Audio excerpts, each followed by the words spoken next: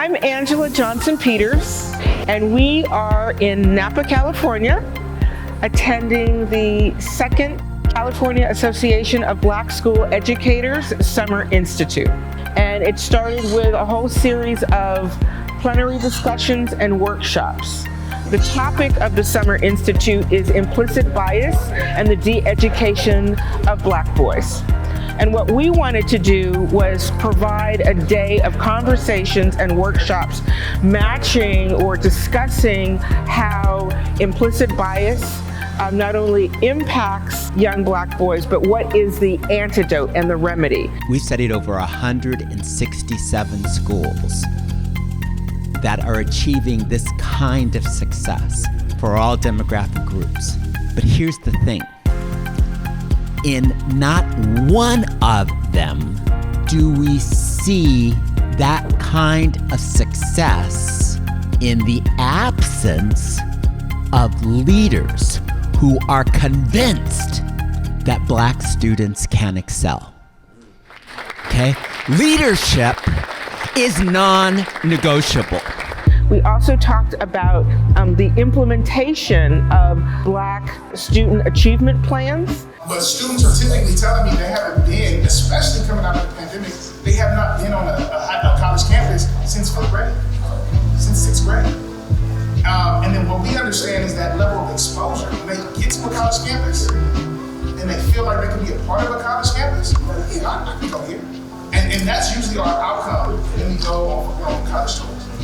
Students have to be able to say, yeah, I can see myself here. So an agency-based approach looks at young people to say, oh, not only do we believe you're full, you're human, and you're whole, but we believe that it is in you that we find the solutions. It is in you that we find transformation. It is in you, right, that we can see different things. And I'll tell you right now, as long as I've been organized and I've been in this game for about a decade now, the young people have not been wrong. We also talked about data and using data to tell a compelling narrative.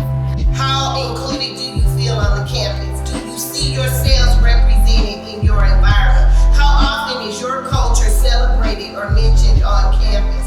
Are there programs and supports that you feel lend itself to your culture and your heritage? Do you feel isolated? And so you have to be intentional about getting that qualitative data by listening to the voices of our students and our families and getting that qualitative information and can paint a picture that numbers can't necessarily show. We had a conversation about transformative philanthropy. Foundations are just, there's that like little middle space, that convener we often get called to bring and bridge, but sometimes we don't want to bridge because the vision for change doesn't always match what families and communities are asking. And so we're finding ourselves spending more time really talking to those community leaders who have a bolder vision for change. We need an activated community to hold systems accountable and to be partners. It's not, accountability is one piece, but there's a lot more, as we heard, around engagement, leadership development, and organizing and advocacy that make up the constellation of our community supports. We talked about community partnerships. And when I spoke with my colleagues in other county offices that may be or may not be in the LA area, I don't hear the amazing things that are happening at Compton, right? Because there appears to be some type of competition, and that shouldn't be. We're talking about the same children. Right now is the time. So we want to make sure you have the resources and the tools.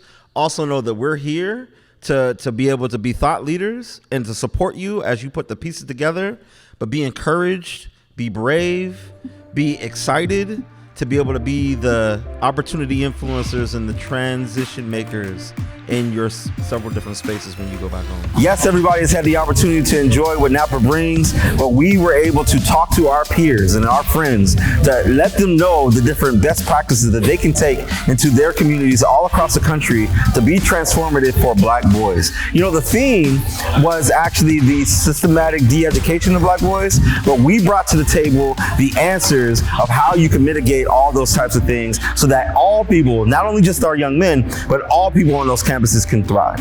So this has been great. We're going to continue to do the work day in and day out. Thank you so much for continuing to tune in to all the different things that we're bringing to the table. We're going to continue to grow by leaps and bounds, and we're able to do that because of support of not only folks like you, but our friends at the California Endowment, as well as the California Community Foundation, and so many others who have actually contributed for us to be able to participate today. Thank you very much. Have a good one. We'll talk to you soon. Peace.